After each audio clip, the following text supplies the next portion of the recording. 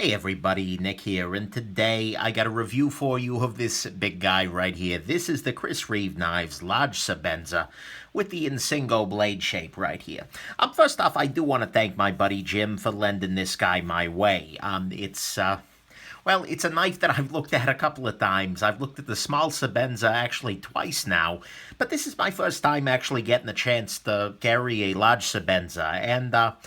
So one other thing I want to highlight real quick about this guy is that this is actually slightly different than your vanilla Sebenza. In that, first off, this guy has the double thumb studs. Most of your Sabenzas only have a thumb stud on the right side, but my buddy Jim ordered that. And it's also got the Insingo blade shape, which is something more akin to a sheep's footy sort of blade on there. So that's going to be a little bit different. As many of you know, Sebenza is actually the Zulu word for worker. It's also a city right outside Johannesburg in South Africa. Let's do a quick size comparison here with your Sebenza. This is a really iconic knife. First off, here's your Ontario rat number 1. And so you can see that the Sebenza in terms of blade length is just a little bit bigger than the rat number 1. Here's your rat 2. Let's take a look at your Spyderco PM2. Which is another fairly iconic sort of knife. So the Sebenza's a little bit longer still in the blade length than the PM2 here. Speaking of long blades, right here, this is your ZT452CF. Spyderco Delica, as always. And, anything else?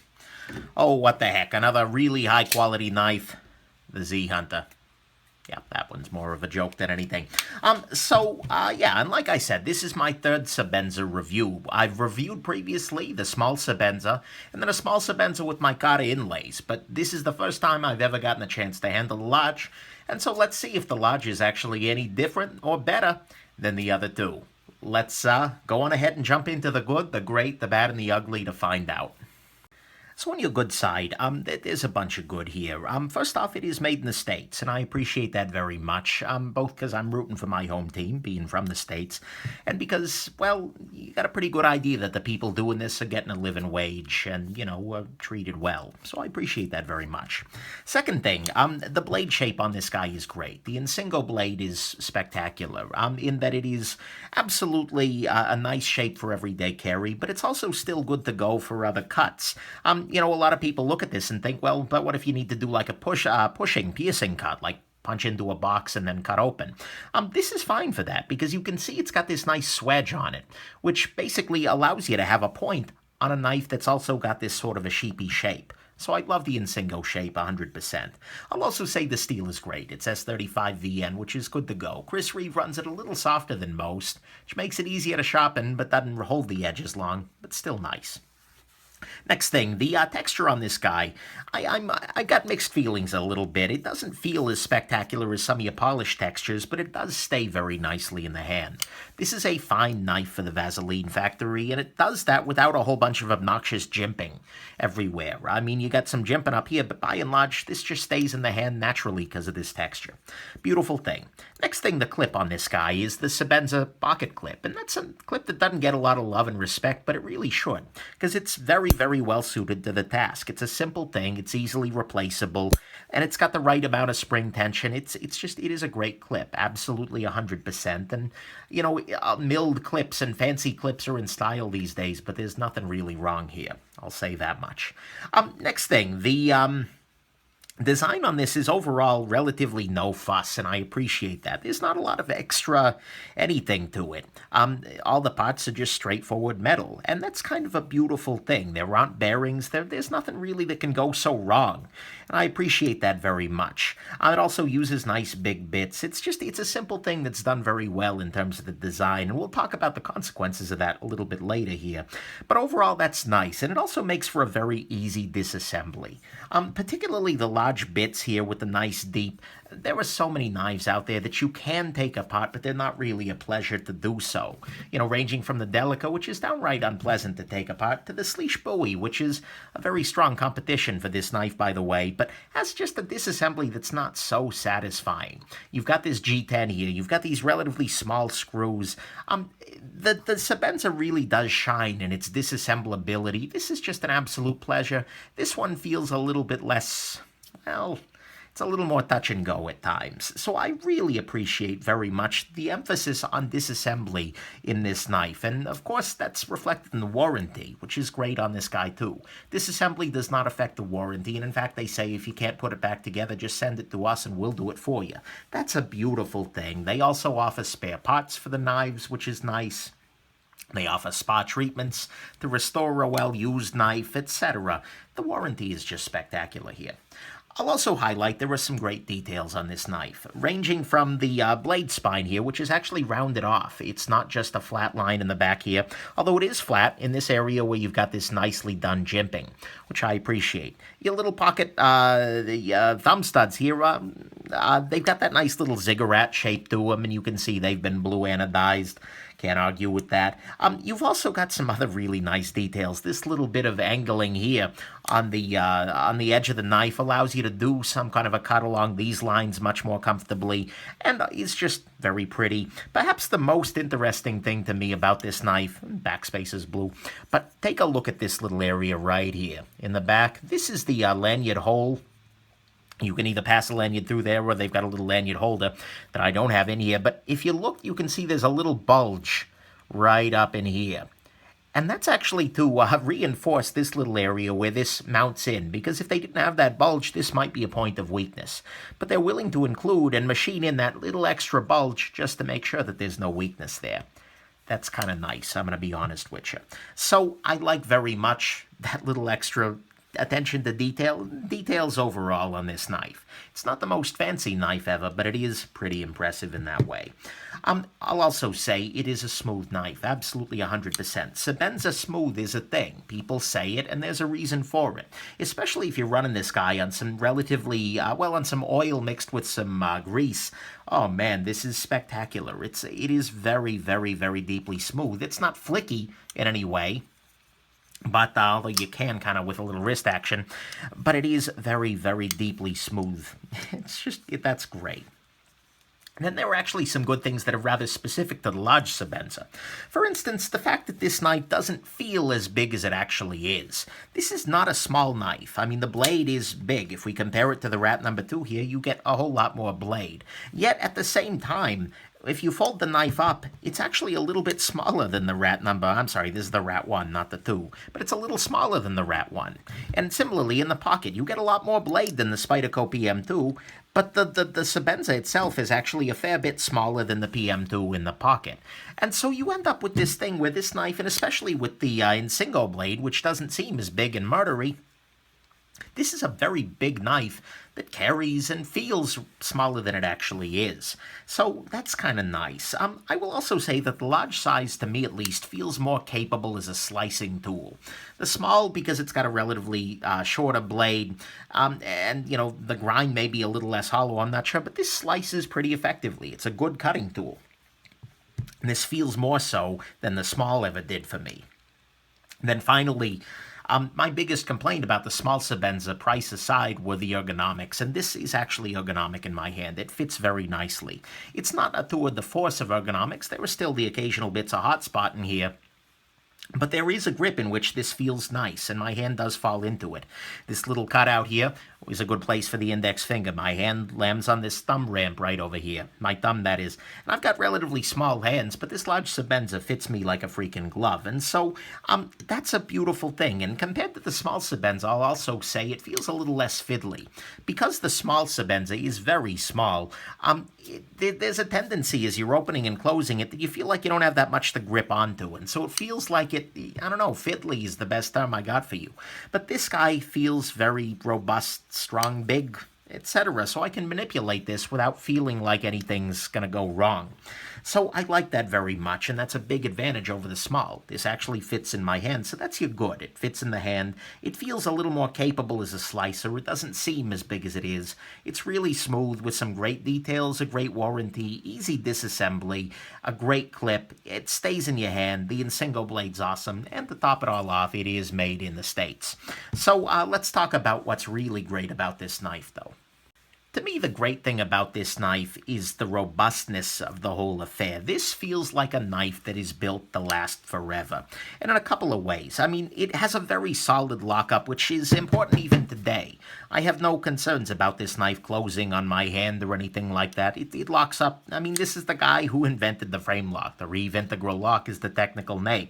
And he does it well. That's kind of a beautiful thing. The tolerances also feel very tight, which means it'll last a little longer and things aren't going to get up in the middle there.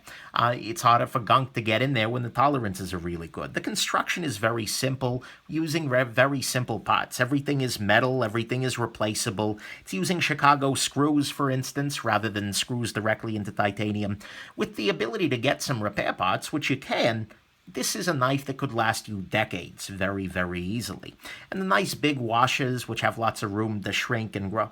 I mean, this just contrasts beautifully with some of the recent knives that have come out where people are having a lot of trouble with durability, with, oh, the bearings are wearing into the washer because they're too thin and the whole thing. And then there's red Loctite on it. Don't even get me started there. But this knife is a breath of fresh air in that way, and a lot of what Chris Reeve makes are, because this is just, it's so built to last. This should be serviceable for years and years and years and years. And although I take it apart and I enjoy doing it, the disassembly is not fiddly. You can work on this yourself. All you need is a single Allen key, and you can do this in the back of a truck that's going down the road. And so this robustness here, this durability, this sense of just this is going to last freaking forever, is a beautiful thing and makes this Large Sebenza really feel like the worker that is part of its name. And so for me, that's really what's great here. Let's go into the bad, because there's a little bad here. So on the bad side, first off, the blade length is a little bit awkward, and it is 3.625 inches compared to the 3.5 inches of this PM2 here. Functionally speaking, it's fine. It's not too huge. It's not too tiny. But the thing is, legally speaking, a lot of places have a line that is 3.5 inches. And so this little extra bit of blade here puts you over a line that could cause you legal trouble, but it doesn't really win you anything. So I do kind of wish that they'd shrunken it down just a little tiny bit in order to get in under that line and make this carryable for more people. So one thing to keep in mind. Next thing about this guy is that it is not a particularly flicky or fidgety knife. A lot of people enjoy knives that you can really kind of flick around, and kind of like this is the Para 3 from Spyderco, and it's got this action that's just, you can have a lot of fun with it, pop it open, and that's nice and that's fun, but this is not that whatsoever. I mean, you can, if you kind of pop it out and then use some wrist, flick this guy open every day of the week, but it's just not a knife that's as much fun to fidget with. You can open it and close it and enjoy that smoothness, but it's just not a flicky sort of fidgety knife. Not a problem for a lot, but it is something to keep in mind. I am still not a huge fan of the Sebenza thumb studs, I'll say that. This very sharp ziggurat design is not bringing me a lot of joy relative to a more rounded design like you see here on the Ontario Rat number 2. It just puts a little bit less pressure on your finger. I can see this maybe being a bit better with gloves, but nonetheless, they're still sharp, they're still unpleasant, and they are still slightly in the slicing path. I gotta be real here.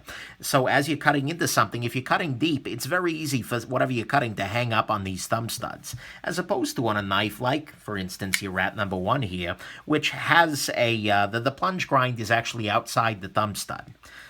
So I'm not a huge fan of the thumb studs still. Next thing, like I said, Chris Reeve tends to run their S35 VN a little bit on the softer side. They say that's for easy sharpening and maintenance, and true, it is easy to sharpen and maintain. But the thing is, that's not ideal in a lot of ways. So, yeah, there you go.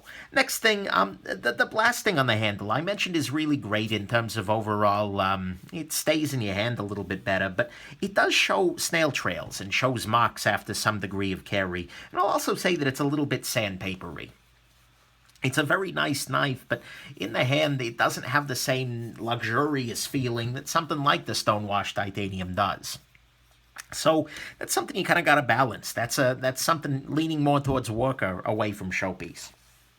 Next thing, there was a bunch of different designs that are out there and possible. You can get inlays, like wooden inlays, things like that. You can get polished titaniums. You can get, engraved patterns, those sorts of things. But the problem is you have a limited selection of that. I really wish that I could get this Insingo blade shape, for instance, with a nice polished titanium and wood, or maybe their night sky custom pattern. Those are beautiful things, but it's just not available from Chris Reeve. And this is just a really great example of someplace where Chris Reeve could just do a build-to-order interface on their website, where you just say, I want an Insingo blade with the night sky shape, and I want the backside to be polished titanium as well. Then they charge accordingly. I feel like they're leaving money on the table by not letting somebody like me get a night sky Insingo. Because now I'm kind of stuck between, do I want Insingo? Do I want night sky? It's unpleasant. So there you go. Then finally on the bad side, the price is still honestly a little high. You're looking at $410 in this exact configuration. And if you throw in some inlays, for instance, it goes way up there at $510. That's a lot of money for something that's relatively simple. I mean, it's done well. I feel better about it here than I did with the small ones, but it doesn't have that sense of value. That's one area where the Spyderco Sleesh Bowie really knocks this out of the park, in that you get all the smoothness and a lot of that feeling of just quality and detail, but for $110 less. So I do feel like you are absolutely paying some money for the name, both Chris Reeve Knives and for it being a Sebenza. But here I'll say, in the Large Sebenza, the sum of all the parts is a little bit higher than in the small, and so it doesn't feel as terrible to me. $410 is a lot of money, but it doesn't feel out of line for the amount of quality tool that I feel like you're getting here.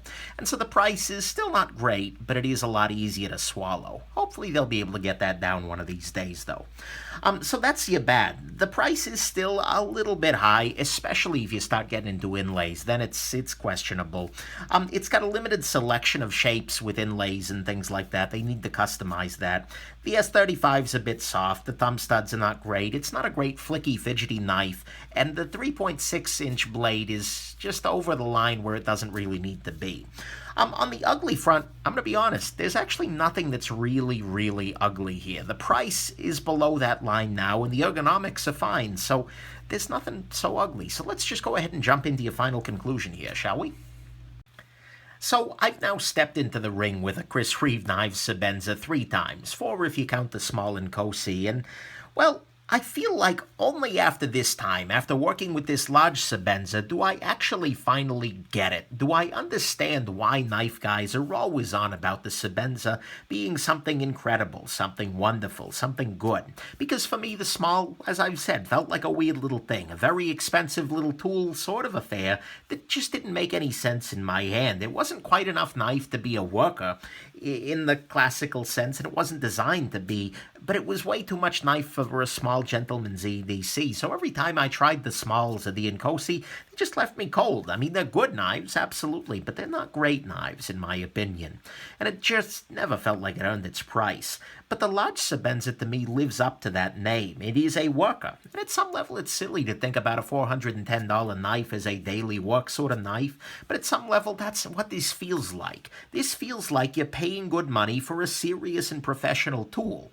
Feels way more like a serious tool than the small did, and frankly, it feels more like a serious tool than the Zahn or the Tylock. I love me the Tylock, do not get me wrong, but it's not the same sort of an affair, and the Zahn is much more flashy and tactical.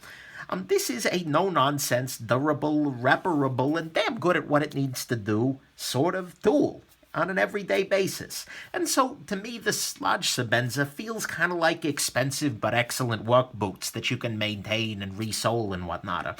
Or maybe that really pricey but really excellent chisel set or a top-of-the-line saw for your workshop.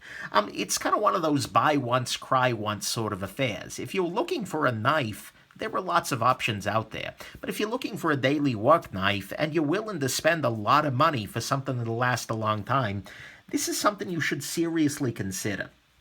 And for somebody who's just using a knife on a regular basis, out on the farm or even just in their daily life, the Large Sebenza feels like it could actually be a buy-it-for-life sort of object. And I love that idea, even if it's so very seldom used. With the Chris Reeve warranty, with all the parts being replaceable, with them being fairly straightforward, this is a knife that can last you a long, long time. And frankly, if civilization is breaking down tomorrow, this wouldn't be a bad thing to have in your pocket, because you're going to be able to maintain it way longer than some of the bearing-centric divas that I love in my daily basis.